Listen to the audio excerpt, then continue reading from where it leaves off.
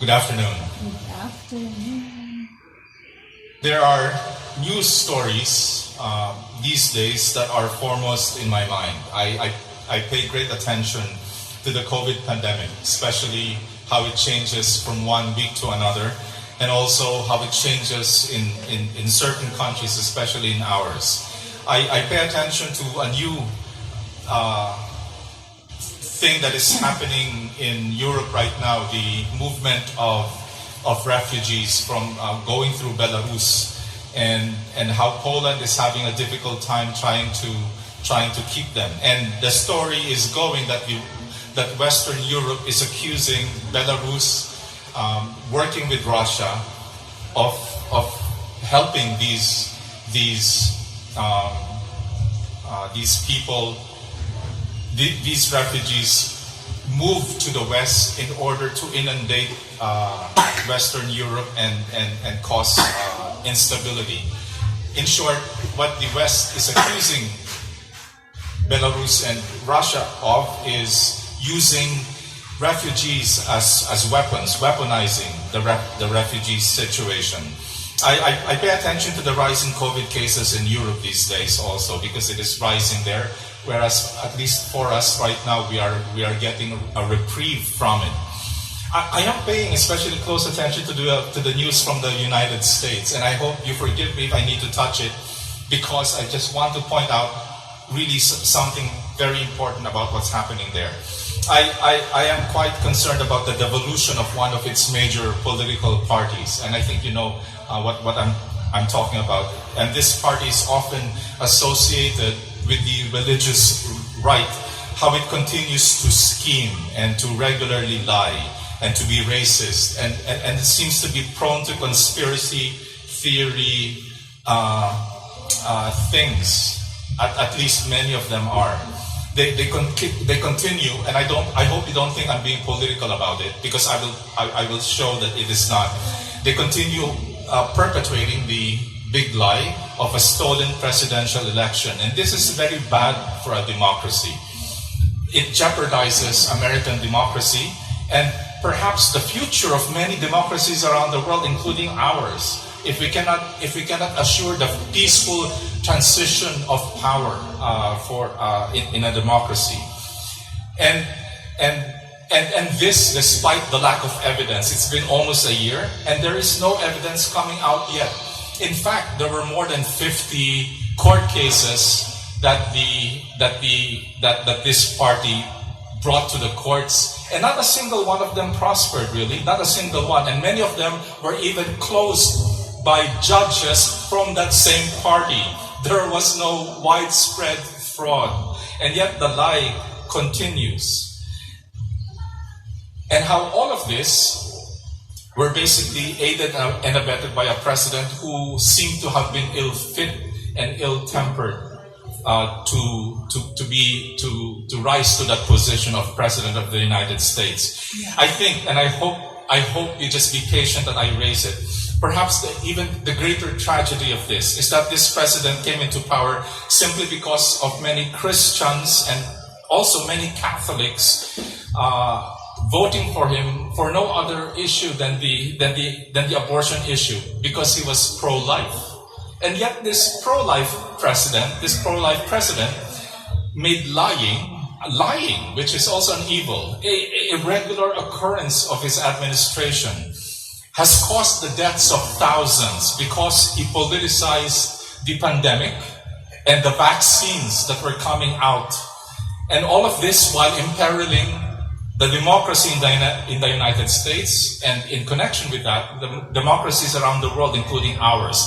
You know, it makes us wonder whether voting solely on the abortion issue was worth all the mayhem, worth all the destruction and deaths that followed. Now, I don't want to talk about this, but it shows us that if the United States, perhaps the greatest nation on earth right now, is in such a perilous state, it doesn't bode well for the rest of the world too. I listened to news about China, our next door neighbor, about its massive social problems that it is trying to hide from the world. of its slowing economy, of the fact that there are foreign firms who are leaving China, how there are millions of graduates every year and only half of them find jobs. That's a great source of instability. The floods that have been happening, the crumbling infrastructure, the possible debt bubble that might pull down the world again. And because of all these problems that China is having inside, it is looking for enemies outside. It is now threatening Taiwan, and it is now threatening to get many parts of the South China Sea. My Chinese friends, because I lived there for some years, have told me that the only reason China saber rattles its neighbors outside is because it wants to distract its citizens from the problems inside. So it looks for an external enemy. We are one of those. Taiwan is one of them. The United States and the West are one of them also. And then there is the issue of global warming, which I also read about. The yearly wildfires in the United States, the floods in China, the destruction of the ecology that happens because of the island buildings the island building that is happening in the South China Sea, which happens to be some of the richest ecosystems in the world, our South China Sea, and yet it is being destroyed because of island building. And the recent lackluster results of the climate talks. And then I listened to Philippine society also, the stories happening in our midst, how we are poised as a country and as a society to continuously repeat our unfortunate history because we always elect the wrong people. And we re-elect again and again despite our historical past. Despite what history can simply prove, we have seen historical revisionism being done of how history in the past is slowly being changed. I have talked about that in previous homilies. We are seeing, because of social media, lying on a massive scale. Would you like lies to be part of our lives every day? Our Christian country filled with lies, and people continue to fall prey to these lies. We know in recent years of our failed human rights how the international community has looked down on us because of our failed human rights. We are one of the poorest pandemic responses in the world. I mean, we are so fortunate we can celebrate Mass now for us who have been vaccinated, but we are, despite that, one of the poorest pandemic responses in the world. If what I read in social media is right, the Philippines has received the lowest number of votes in the International Law Commission. You probably know what I'm talking about. Which shows what the world thinks about the Philippines and human rights. We have allowed China to take over what is ours and to damage our fragile ecosystems in the South China Sea. And we want to elect these same people again with these track records. Please. This is what is happening all over the world, and this is what is happening in our own midst. The first reading from the prophet Daniel says how Michael, the great archangel, the great prince, the guardian of our people, it shall be mentions how great Michael and Saint Michael and his coming shall be a time of unsurpassed distress. In short, the first reading of Daniel prophesies about great distress that will happen to the peoples of the world. The gospel speaks of that too.